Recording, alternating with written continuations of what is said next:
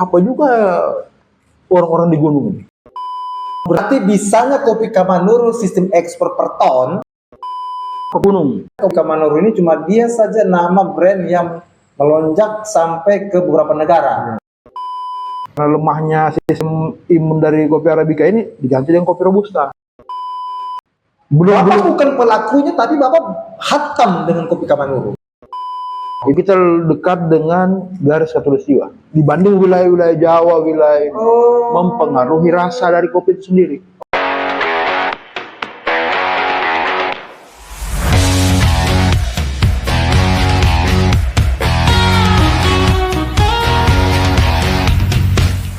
Halo, assalamualaikum warahmatullahi wabarakatuh dan selamat malam untuk teman-teman sekali lagi OTT Podcast yang berada di Kota Palu dan di seluruh Indonesia yang kita cintai ini.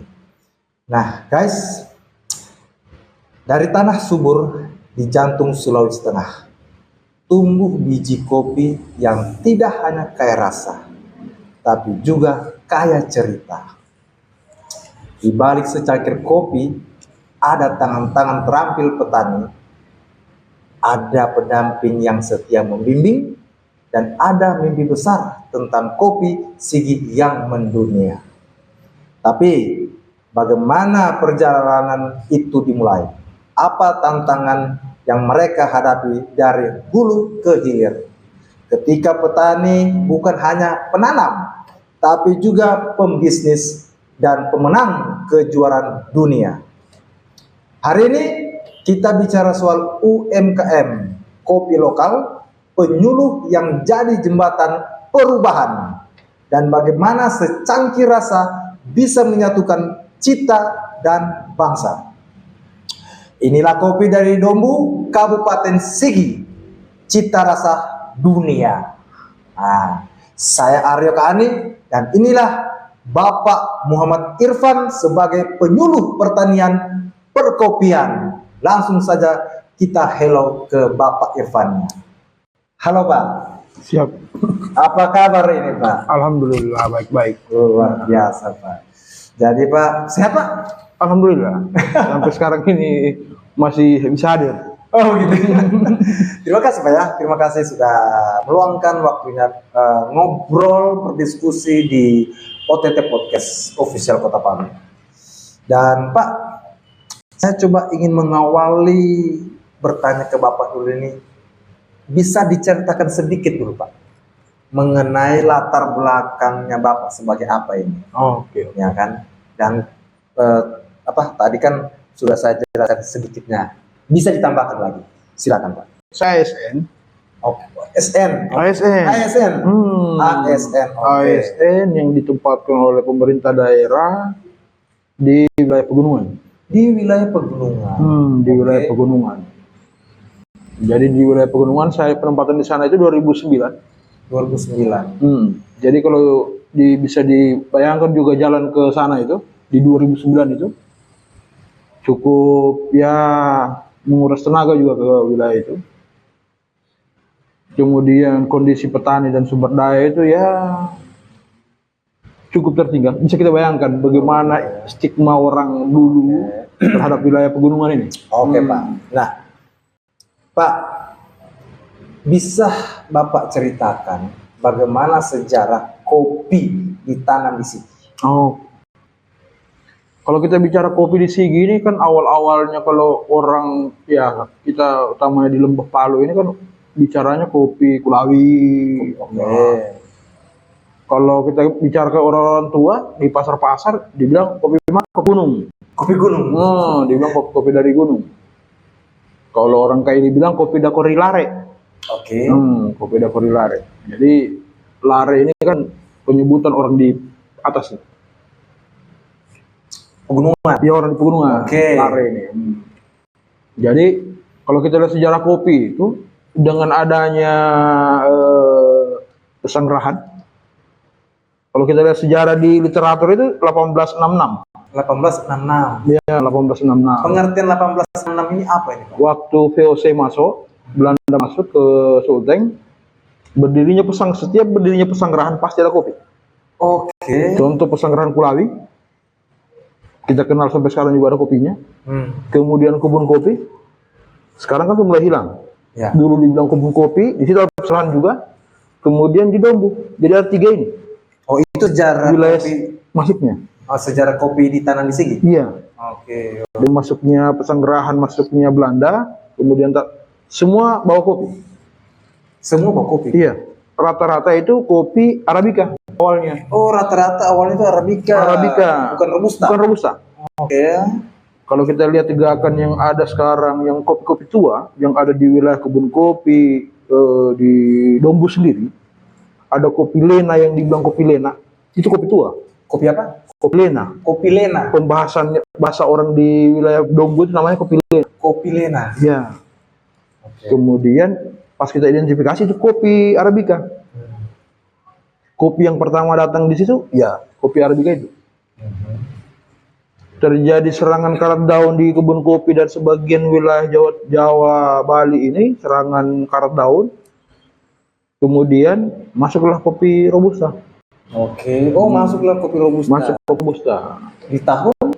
Wah, itu saya lupa ingat juga tahunnya, tapi di saat di pondok di Jakarta itu kan ada namanya pondok kopi. Pondok ya. Ya, kopi dari Malabar masuk di Jakarta, kemudian kena sakarat daun, hampir menyeluruh di wilayah Indonesia ini kena sakarat daun.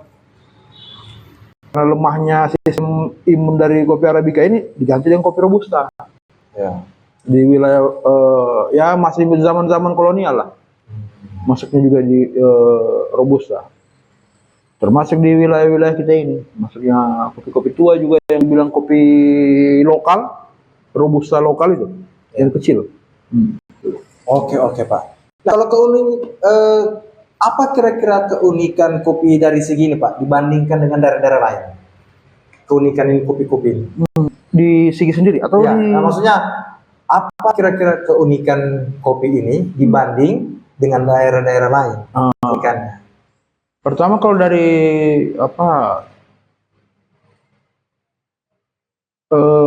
wilayah Sigi, wilayah kita misal di Dombo sendiri itu. Pertama kalau kita bicara morfologi tanaman kopi itu, intensitas cahaya itu lebih apa? Cahaya. Matahari, iya. Jadi kita dekat dengan garis khatulistiwa dibanding wilayah-wilayah Jawa, wilayah mempengaruhi rasa dari kopi itu sendiri. Makanya agak sedikit unik kopi ini. Kopinya kita ini agak sedikit clean, lebih bersih. Ya. Kalau kita minum kopi itu ada tidak nyangkut di sini di leher. Nah, lebih clean. Kemudian floral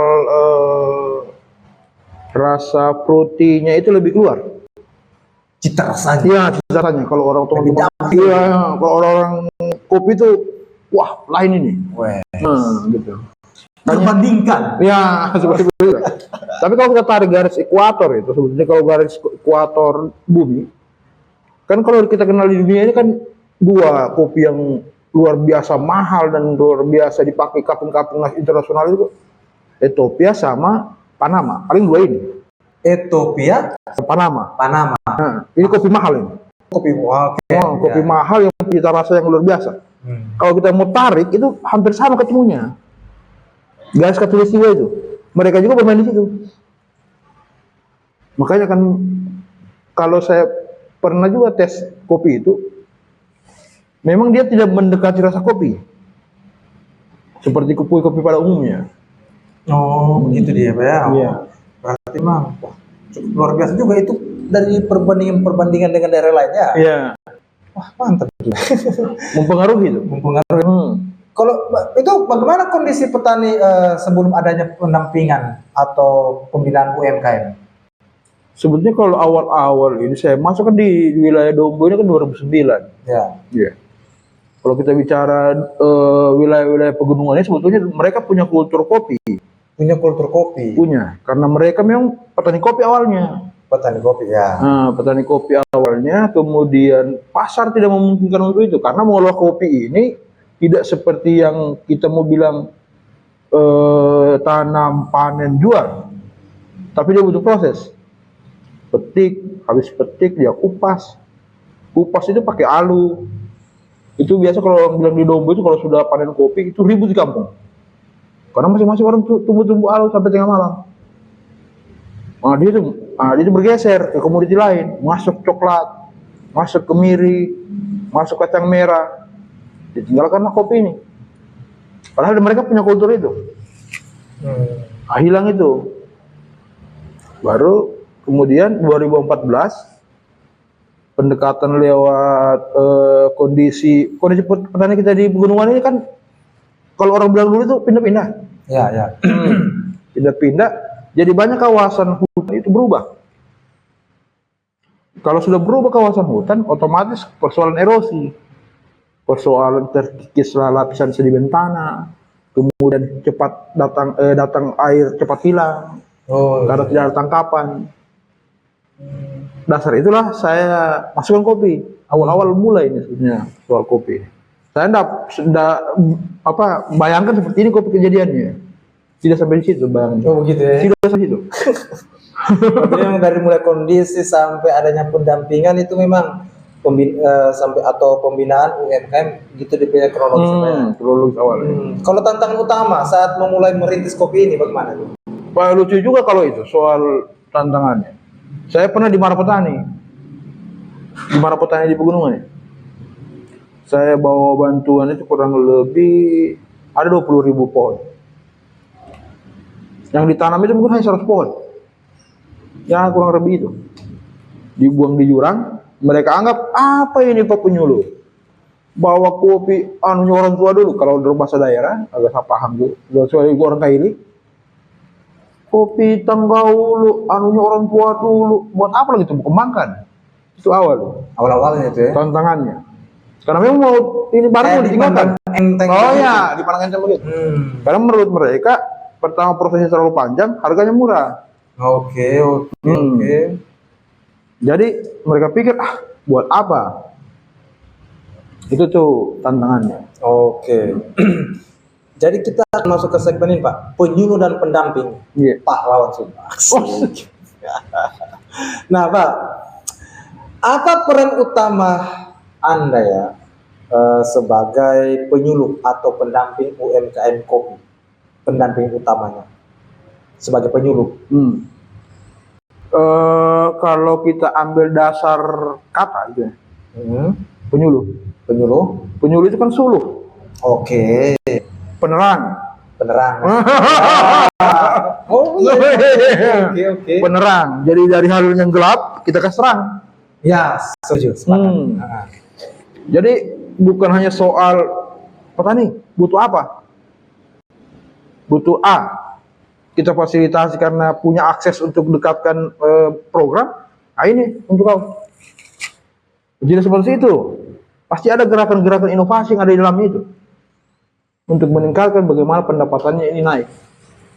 Nah itu tuh dia punya fungsi. Itu fungsinya. Mantap. Wah, kalau membangun kepercayaan. Membangun kepercayaan ke petani untuk mengubah pola lama itu bagaimana? Memang itu agak berat kalau kita bicara berat sekali itu, karena saya harus tidur sama-sama, harus makan sama-sama, membangun trust hubungan. Iya. Saya kalau dibilang hampir, kalau teman-teman di pegunungan hampir kenal semua saya. Hampir semua kenal, karena saya membangun kepercayaan dulu. Ada tanda petik sebetulnya yang terjadi di wilayah kita ini tentang stigma orang pegunungan dengan orang lembah. Oh iya. Kan ada itu yang terbangun. Siapa juga orang-orang di gunung ini? Kan itu muncul itu. Kata kasarnya itu ya? Kata kasarnya itu. Tidak tahu apa-apa. Kan itu stigma itu muncul. Tapi mau tidak mau sama ada orang pegunungan. Nggak bohong deh ini. Bisa dipercaya ini. Karena ada story-story sebelumnya. Nah, memutus itu yang berat. Perlu membangun kepercayaan bahwa kita ini tidak untuk main-main. Kita harus bantu, untuk saling membantu. Kita harus tidur, harus makan sama-sama. Sambil membangun kepercayaan. Gitu ya. Itu yang panjang itu. Sejauh mana keterlibatan pendamping dalam hal produksi ya hingga pemasaran itu Pak? Kalau awal kan sebetulnya dia ini kalau kita lihat kopi itu kan selain pengembangan lewat bibit lokal yang ada di Semai, kemudian diperbanyak. Nah, kemudian kami kan punya akses langsung ke pemerintah. Itu kalau kita hitung-hitung waktu saya masih sampai tahun 2022 sekitar 200 ribuan 200 ribuan bibit kopi yang ada di wilayah itu. Itu kemungkinan yang besar ada di wilayah Maraola Barat ini sendiri. Maraola Barat. Itu kemungkinan besar di 2027. 2000 Puncak. 2007. 2027. 2027 Puncak. puncak. Iya. Karena kopi itu dia puncak 5 tahun. Oke. Kalau ini masih proses buah-buah awal ini, yang dipanen-panen dirasakan oleh teman-teman di Palu ini buah-buah awal, bukan buah-buah puncak. Tantangan apa ini Pak kalau selama di lapangan Pak? Yang paling menantang ini di lapangan? Soal kultur tadi itu, soal kultur teman-teman di pegunungan. Oh itu saja ya? Iya, itu sih yang agak berat. Misal ya sumber daya manusianya itu sendiri. Oh iya, keren Pak. Oke. Bagaimana kisah Kopi Sigi bisa menembus kompetisi tingkat nasional atau internasional? Di awal mulanya sebenarnya itu kan pertanyaan petani kan hanya dua sebenarnya pertanyaan petani. Apa itu? Hampir semua petani begitu. Oh begitu ya? Iya. Rata-rata Tidak ada mau kita mau bilang begini, dia pasti hanya bertanya dua. Harganya berapa Pak? Pasarnya di mana? Oh begitu ya? Iya. Kalau sudah ini didapat, biar bagaimanapun pasti dia usahakan. Oke. Nah, dari dasar itulah saya bangun jaringan keluar. Bapak yang bangun jaringan keluar. Iya. Saya bangun dengan teman-teman jaringan-jaringan keluar soal perkopian ini. Itu awal mula Bapak yang perdana itu. Iya. Perdana itu Bapak yang membuka pemasaran itu. Iya. Awal mulanya. Belum ada orang lain. Belum. Masih Bapak. Belum terlihat di sana itu. Belum terlihat. Belum. Masih Pak Ivan ini. Iya. Dengar itu guys. Wow, keren. Dengar itu. Oke. 2017. Kan kita mau petani kan terus bertanya. Ini Pak bisa 1 bulan bisa hilang nih.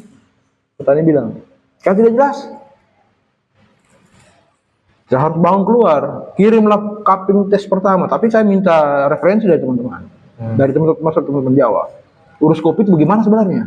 Basic kopi saya juga tidak kuat. Saya kalau mau tanam paham lah saya. Oh gitu. Berbuah paham lah saya. Tapi soal proses dari petik, proses sampai menjadi biji kopi, itu yang jadi persoalan waktu itu. Saya minta referensi dari teman-teman Jawa, kirim ke Jawa, cupping koordinasi Jakarta. 2016-2017 kita lawan berapa kopi yang ada di Indonesia yang punya nama. Oh, apa semua itu Pak? Misal Toraja.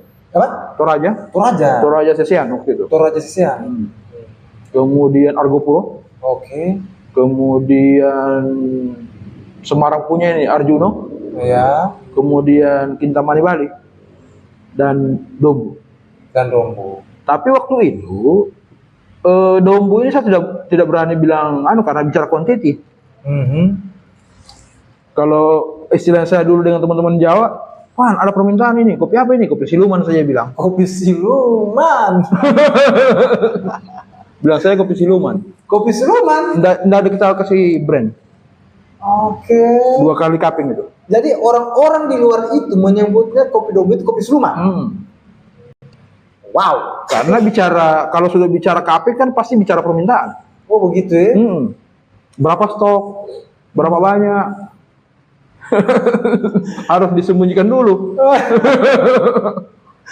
Jadi memang Pak. Datanglah teman-teman Bali. Oh, kemana? Datanglah teman-teman hasil cupping tadi itu kan ada semua yang pendamping ini. Oke.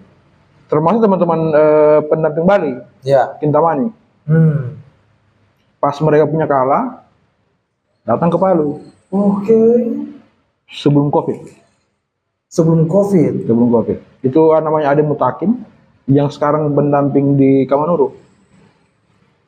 Saya jemput di bandara, besok. Bagaimana? Coba di flashback bagaimana tadi? Waktu habis cupping 2 kali ini, ya. kita tes untuk uji cita rasa, Oke. kalah terus, Kalah. kita menang terus. Menang terus. Iya. Penasaran teman-teman dari luar? Hubungi saya di sini. Orang-orang dari luar itu siapa Pak? Oh, teman-teman Daerah mana? Pintamani, Bali, Hah? Bali. Bali. Ya, termasuk Daerah Argopuro, Bali. ya, termasuk Argopuro Jawa Timur. Jawa Timur juga. Hubungi saya di Sulteng. Saya kan sebetulnya sembunyi soal ini. Oke. Hubungi, datang, belum mereka bilang kita hanya mau lihat daerahnya, mau lihat apa, kita begitu. paham ya awal-awalnya. Datang, saya jemput di bandara, bersama saya itu selama 2 tahun di Sulteng ini.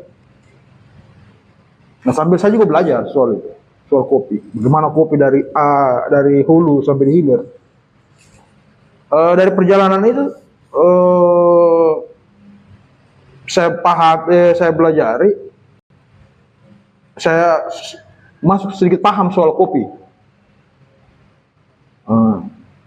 Kemudian datang lockdown, pas saya jemput teman-teman ini lockdown Sultan, lockdown COVID waktu itu, tidak bisa mereka kembali. Disinilah bertahannya teman-teman dari luar. Gitu ya. Lockdown itu. Setelah lockdown itu. Iya, lockdown. Memang petani ini ada pelatihan khusus Pak untuk ikut semacam kompetisi. Iya, ada Ada latihan khusus. Ada. Itu latihan khususnya di mana itu Pak? Di tempat pengolahan kopi itu sendiri itu ada bangunan-bangunan memang Daerah mana itu? di Dombu. Oh, tetap pelatihannya di daerah Di Dombu, Dombu. ya. Pendampingan langsung. Bagaimana? Pendampingan langsung dengan petaninya di wilayah itu. Jadi tidak ada dikirim kemana-mana. Oke. Seperti apa standar kopi berkualitas dari sisi juri, lomba atau buyer global? Pertama, kalau yang umum lah, yang maksudnya yang biasa dilakukan pertama pasti petik merah. Bagaimana? Petik merah, buah ceri, petik Oke. merah. Kedua, dirambang untuk menentukan kualitas biji kopi, buah kopi itu sendiri. Dari awal dari buah kopi itu sudah mulai diseleksi. Habis dari situ kita mau buat apa misal? Kan ada 3 ini, umum. Apa itu Pak? Pertama natural, full wash, semi wash. 3 ini yang biasa dilombakan. Per poinnya itu apa itu artinya? Teknik prosesnya. Teknik proses. Bagaimana itu coba dari poin pertama? Kalau yang ini kita natural ini dipetik, kemudian diseleksi buah. Seleksi buah. Ada buah yang ngambang, Oke. itu disingkirkan. Oh iya. Itu pasti bermasalah. Bermasalah Cacat. itu? Iya, cacat dia pasti. Gitu. Kemudian hasil dari situ itu dijemur langsung, jemur dengan kulit. Gimana kulit? Jadi tidak ada proses, belum ada proses kupas. Belum ada proses kupas. Belum. Nah, kalau yang full wash ini petik, kemudian petik merah, kemudian seleksi seperti tadi, kupas, habis kupas ada perendaman, proses perendaman. Perendaman itu maksudnya? Perendaman kan dia dari kulit itu kan ke buah gabah, Oke. itu direndam, kemudian dikeluarkan dia punya lendir Oke. sampai betul-betul bersih. Itu sampai 7 sampai 12 jam perendamannya. Nanti dengan sendirinya itu lendir akan keluar. Nah, kalau yang semi wash ini dia hanya 2-3 jam dari hasil baru kita kupas. 2-3 jam masih melekat lendir-lendir itu dijemur. Oke. Nah, 3 ini yang dia biasanya dikompetisikan. Baru habis setelah itu di haler, kupas menjadi biji. Dari biji itu ada proses sortir lagi. Proses sortir ini memisahkan buah-buah cacat. Nah, itu banyak syarat di sini. Biji apa yang bolong, biji tutul, itu disingkirkan semua itu. Itu proses produksi. Iya, proses sudah pasca panennya. Oke. Untuk kalau kita mau ikut kejuaraan atau kompetisi itu sudah mulai. Disortir size-nya, kecil, besar, tengah, nah, itu tuh dipisahkan semua itu. Itu ya. Iya. Cukup panjang. Wah, berarti detail juga Pak ya. Iya, sangat detail. Kalau perasaan petani saat kopi lokal mereka diakui di luar daerah, bahkan di luar negeri itu bagaimana Pak? Kalau dari cerita-cerita Apa perasaannya para petani? Mereka sangat bangga, itu pertamanya. Bangga. Mereka sangat bangga dengan wilayahnya, yang dulunya mungkin orang lihat sebelah mata, sekarang sudah bisa dikunjungi oleh dari berbagai negara lagi. Dari berbagai negara. Saya dampingi itu mungkin kalau hanya 30-40 negara ada. Berapa? 30-40 negara ada. Wow, banyak sekali guys. Yang pernah saya dampingi untuk datang ke lihat proses petani-petani yang lain. Oh gitu ya. Apakah kopi dari Sigis sudah mulai diekspor ke negara mana saja begitu? Kalau proses kalau proses pengiriman keluar itu kuotanya tidak banyak sebenarnya. Kuotanya tidak banyak. Tidak banyak. Karena tapi sudah ada memang mulai diekspor atau belum? Kalau bicara ekspor mungkin yang dari negara satu ke negara lain ya. Iya. Nah, berarti sudah ada. Tapi kuotanya kecil. Hah? Kuotanya tidak satu feet kontainer belum sampai di situ. Belum sampai di situ. Karena Palu saja tidak mencukupi. Oh. Untuk kalau kita mau kirim semua orang teman-teman Palu, kapan minum kopi lokal? Jadi memang sapi itu tidak belum berani bilang, oh kita kirim banyak gitu, kumpul dengan petani kita kirim keluar gitu.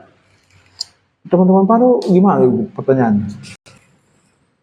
Hampir semua kedai kopi shop Palu ini kan. Tapi keinginan Bapak memang kalau kopi di Palu ini kalau mau dipakaikan sistem ekspor belum memadai. Belum sampai.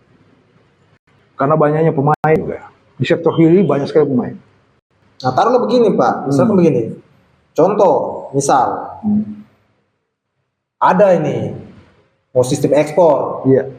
Toh, terus seperti pernyataan Bapak tadi, kalau sistem ekspor di Palu ini kopinya belum bisa memadai. Kuota kecukupan. Kotanya Belum cukup. Belum bisa ya. Belum bisa. Mau dipaksakan pun tidak bisa. Untuk tahun saya pikir di 2027 mainnya itu. Maksudnya Pak? Di 2027. Di 2027? Iya. Kalau mau ada yang mau misal ekspor lebih, misal kita mau ekspor 1 feet misal. 1 feet kontainer itu di tahun-tahun itu, jangan di sekarang ini. Kalau sekarang ini belum mencukupi kuota itu. Pernyataan Bapak itu ada datanya tuh. Kalau data dari kan begini. Maksudnya gini.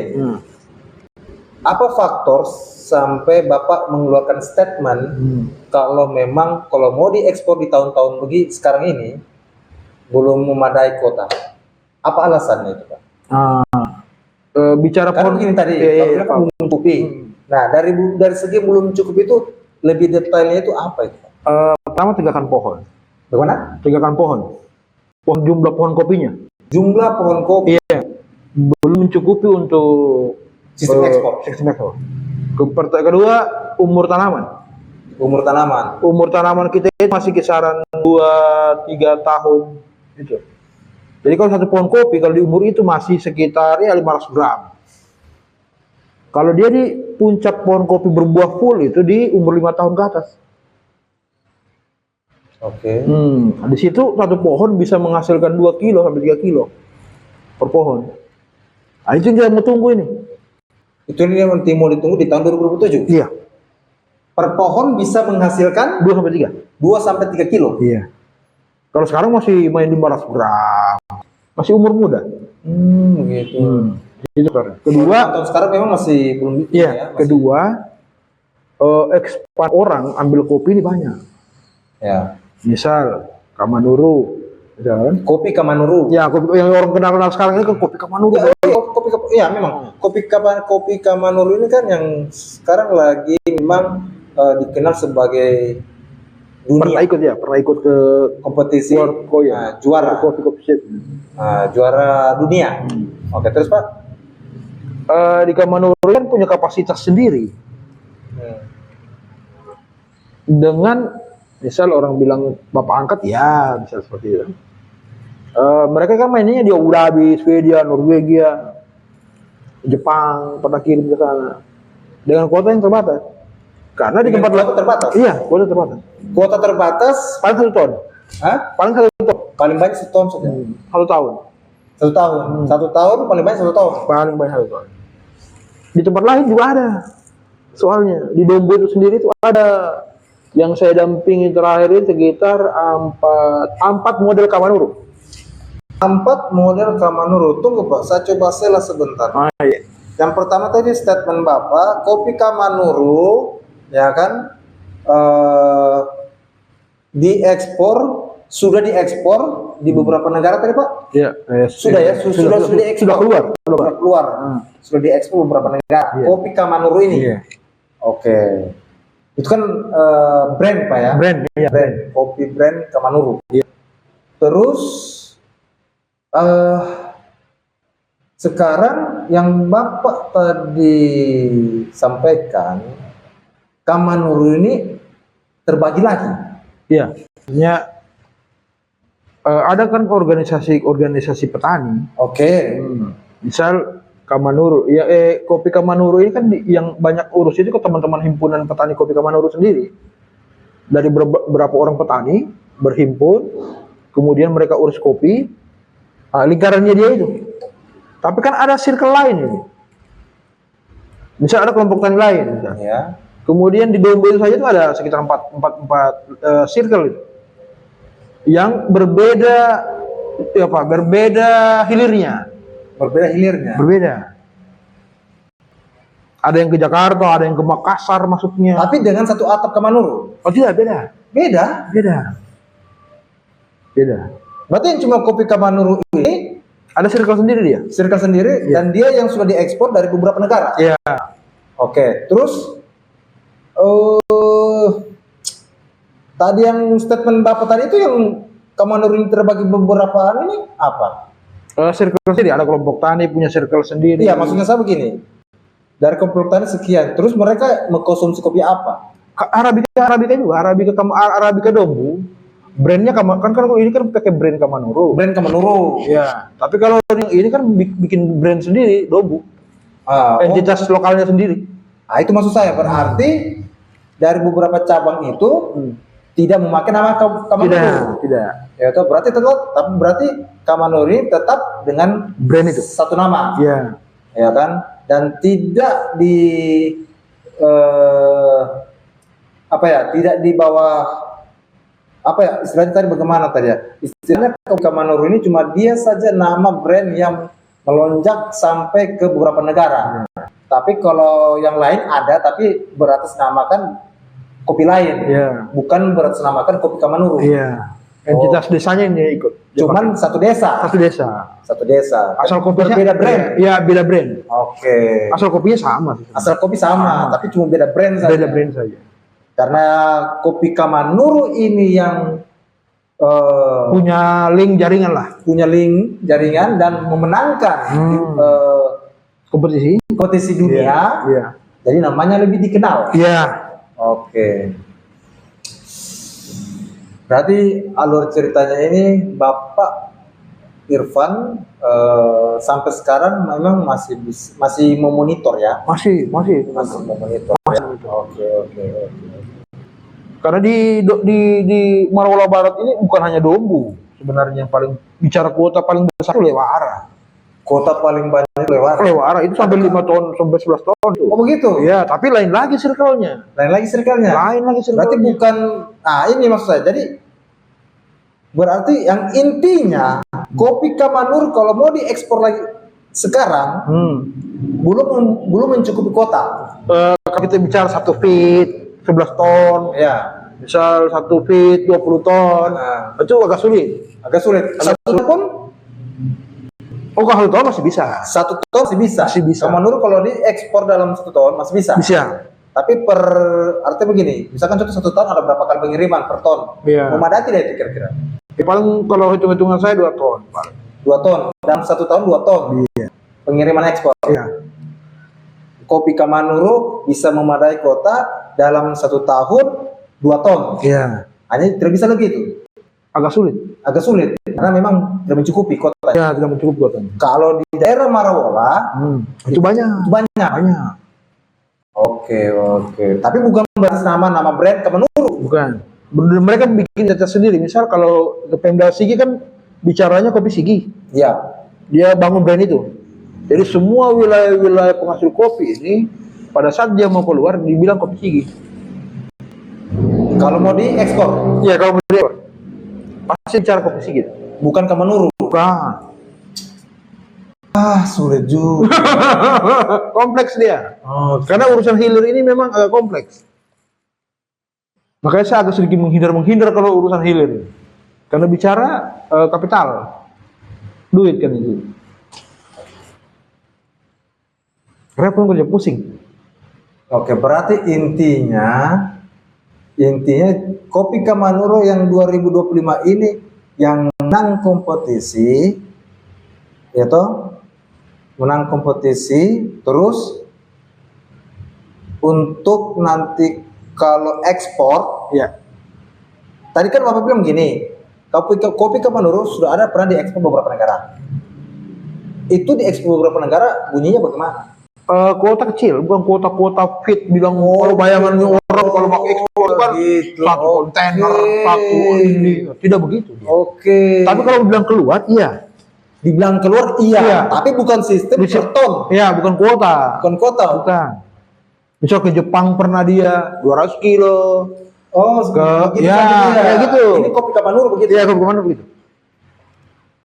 Belum, Bapak bukan pelakunya, tapi Bapak hatam dengan Kopi Kamanuro. Ya, sekarang saya tinggal di sana, tinggal di orang. Karena Bapak tinggal di sana. Lihat-lihat kemana di Walaupun Bapak itu bukan pelakunya langsung, bukan pelakunya. tapi Bapak tahu Hmm. mengenai dari segi produksinya, Iya, tahu. cara-caranya, Iya, tahu. sampai tahu kalau banyak atau sedikitnya Kopi Kamanuro ini, ya kapasitas, Iya, produksi. ya produksinya, Iya. Bapak bisa tahu ya. Bisa diulang dulu Pak. Bapak bisa tahunya itu dari segi apa tadi? Pertama tegakan pohon. Bagaimana? Tegakan pohon. Pohon. Iya, usia kopinya. Ini Kopi Kamanuro kita bahas ya. Iya. Ah. Berapa orang yang mengelola? Kan circle-nya ini kan ditahu ini. Misal petani ada 5, dia punya kebun berapa?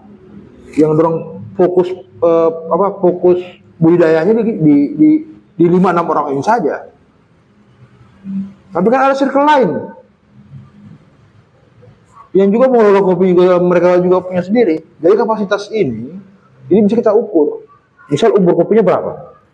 Misal baru 3 tahun. Ya paling kisarannya satu kali produksi misal dalam 6 bulan ya paling 500 gram. Kalau dia misal sudah di atas 5 tahun sampai 8 tahun pasti bisa sampai 2 kilo. Itu yang jadi soal memang. Oh gitu. Dalam setahun berapa itu Pak? Ya kecil. Kecil ya. Iya. Jadi memang tidak bisa kita bayangkan ekspor. Kan bayangan kita ekspor itu kan kontainer Ya jelas. 1 feet 11 ton. Iya. Bahkan pikiran begitu. Tapi kalau bicara Kamanuro ini pernah ke Jepang, pernah ke sini, iya. Tapi bukan dengan sistem Bukan dengan ekspor. booming seperti yang kita bayangkan. Bisa kayak Lampung bisa kirim 20 ton satu kali kirim, atau Aceh Gayonya bisa kirim atau kontainer 20 ton. Berarti bisanya Kopi Kamanuro sistem ekspor per ton itu bisanya nanti Di 2027. di 2027. Iya. Bisa deh. Karena kapasitas Dari segi apa Bapak bisa meyakini kalau di tahun 2027 itu baru bisa Kopi Kamanuro sistem ekspor? pertama tegakan pohon sudah mulai, petani hampir semua punya kebun kopi. Oke. Kemudian umur pohon sudah mulai naik di atas 5 tahun. Oke. Kapasitas produksi per pohonnya sudah mulai meningkat. Satu pohon bisa 2 sampai 3 kilo, bisa kita kalikan misal 200.000 pohon, bisa kita kali. Oke. Itu kalau di 2027 per tahun bisa dapat berapa ton? Kalau 200.000 itu kan cukup besar itu. Cukup besar. Cukup besar. Kira-kira Kalau mau dibagi 100 ton ada. 100 ton Ada. di 2027. Iya, ada. Tapi kan kita nanti lihat seberapa besar kemampuan petani ini merawat, mengurus kopinya. Itu juga mempengaruhi.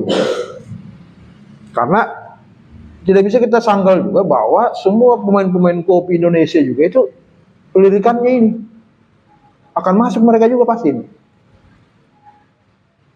Bukan hanya Kamanuru yang di backup oleh teman-teman Abu Dhabi dan rantai kopi Indonesia. Itu yang backup ini Kamanuru ini.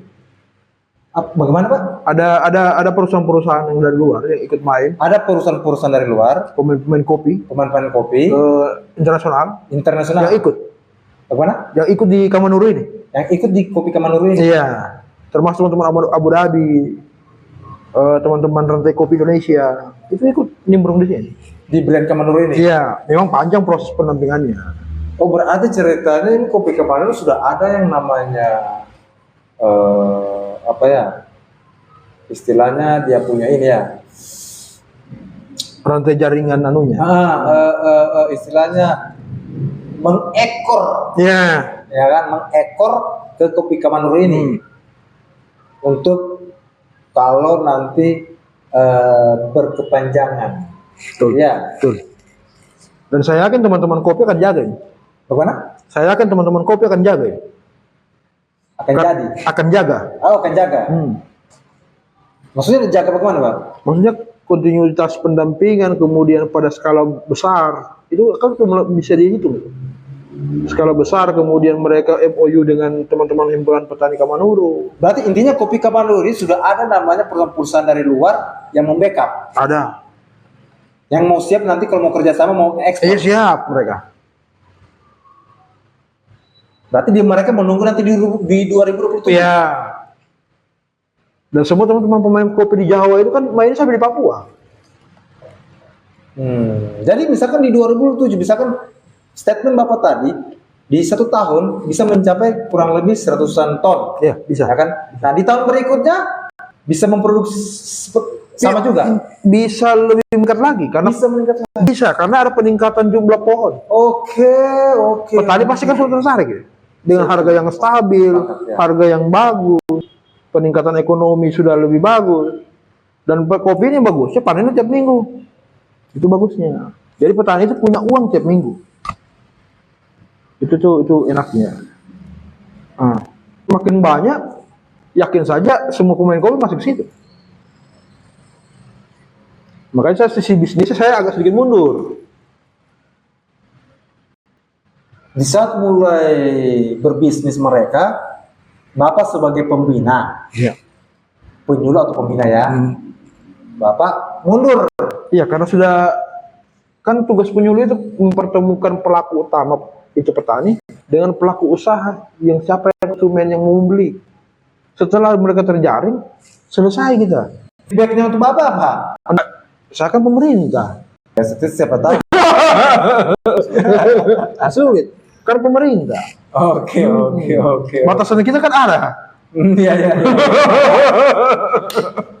Saya sudah mundur pas mereka sudah MOU bicara soal aturan mereka, saya sudah. Intinya tanggung jawabannya Bapak sebagai pembina penyuluh yang sudah hatam dengan mengenai produksi kopi sampai Kamanuru pun Bapak sudah hatam cara memproduksinya ya.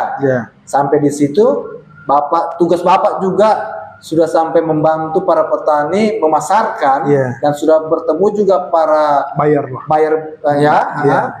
Di situ Bapak sudah langsung mundur sudah. Karena misi visinya Bapak sudah terselesaikan. Materi saya ini Pak tidak saya pergunakan sudah. Sudah lari karena sudah lebih asik sudah terbawa arus. Sudah lebih asik masuk kita ini. Karena pembicaranya sudah bisnis. Wah, luar biasa. Kan teman Bogor juga ada di situ. Di atas itu. Teman-teman Jakarta juga ada di situ. Banyak di situ. Yang saya pikir kopi Kamanuru ini adalah kopi yang sudah siap ready kalau sistem ekspor. Di tahun ini atau di tahun depan. Ternyata walaupun di tahun depan belum bisa memadai kota. Nanti memang harus di awal tahun 2027 ya, main maksimal di 2028, 2029. Maksimalnya 2028. Makin gila itu. Kopi Kamanuru ini hanya khusus satu, tapi sudah ada backingan dari perusahaan-perusahaan dari negara lain yang sudah mau siap, mau standby, mau membacking ini kopi Kamanuru. Terus kalau kopi yang dari Marawona, ya Margola Barat, kopinya ready walaupun berapa ton, ya. Iya, Bang, ya. Nah, tapi bukan dengan nama brand Kamanuru. Iya. Lebih jelasnya larinya bahasanya kopi sigi Iya, kopi sigi atau entitas desanya. atau Entitas desa. entitas desa. Iya, nama bisa Arabica Dombu, Arabica Dombu. Arabica Lewara, Oke. Arabica Soy. Nah, itu dia. Oke. Tapi sama sih Kamanuru dengan ini sama. Sama saja sebenarnya. Sama. Sebenarnya sama, Oh, cuman iya. cuman brandnya, Ya, melekat lebih duluan ini Kamanuru. brandnya saja. Tapi kalau untuk jenis kopinya sama. Sama. Oke. Ya, saya paham sudah, Pak. Berarti alurnya begitu ya. Ya. Lumayan lah dari situ mereka bisa sejahtera. Bagaimana? Dari kopi ini mereka bisa menambah income pendapatan keluarga. Oke. Dari harga 15.000 ke 100.000 kan jauh dan tidak pernah turun. Saya ingin Bapak memberikan pesan-kesan kepada generasi muda atau para petani, ya, pesan yang terbaik buat mereka untuk perkopian di Kota Palu yang kita cintai ini. Kira-kira apa pesan Bapak yang terbaik buat mereka? Silakan. Makasih untuk teman-teman muda, teman-teman Kota Palu maupun Sigi yang pesan saya ke teman-teman itu lebih pada fokuslah pada apa yang kau kerjakan, khusus untuk teman-teman petani. Karena dari apa yang kita kerjakan, fokus pada yang kita kerjakan itu akan banyak pembelajaran-pembelajaran penting untuk kita semua. Satu komoditas yang kita fokus itu lebih memberikan dampak yang lebih signifikan dibanding kita bekerja dengan tidak fokus pada satu komoditas. Buat petani juga seperti itu. Kita sering ikut tren komoditas. Di saat tren harga naik, semua orang rame-rame ke satu komoditas. Padahal itu jebakan-jebakan ya mainan pasar. Sehingga kita terjebak di urusan-urusan komoditas-komoditas itu. Padahal kalau kita fokus, kita akan jadi ahli, jadi biasa. Dari fokus kita menjadi biasa, kemudian menjadi ahli. Tahu persis seperti apa komoditas itu, karena mereka juga makhluk hidup untuk dipelajari. Mungkin itu. Jadi itu pesan Bapak ya buat para petani, para pemuda-pemuda yang akan bergelut di dunia perkopian. Oke, luar biasa Pak pesan dan pesannya. Oke Pak, terima kasih Pak Irfan. Ya, terima kasih sekali lagi sudah bersedia duduk berdiskusi, mengedukasikan ya, membahas mengenai kopi di daerah Kota Palu yang kita cintai ini, ya, terkhususnya di daerah Sigi, ya, karena menurutku suatu kebanggaan kopi kita bisa dikenal di luar sampai di negara lain, ya kan, tidak gampang loh.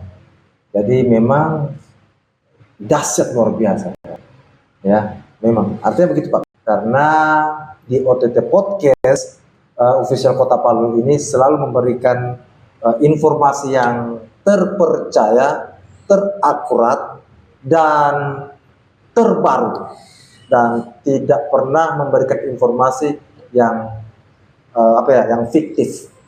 Benar Pak ya? Siap. Oke. Dan untuk Pak Irfan sehat selalu. Amin. Ya. Amin. Dan setelah ini di kemudian kita masih bisa bertemu lagi. Amin. Oke, saya closing ya Pak. Oke.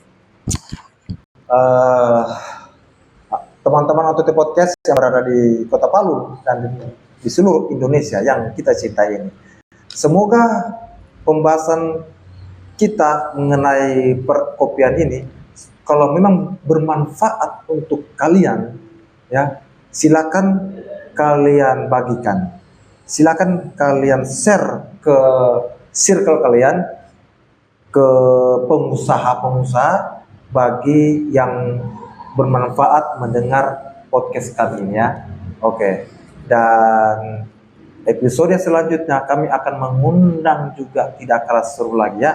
Pokoknya informasi dan narasumber yang lebih asik lagi dan lebih asik lagi yang tidak kalah seru dengan yang sekarang. Oke, jadi sampai ketemu di episode selanjutnya. Ayo Evan, kita say hello. Bye bye.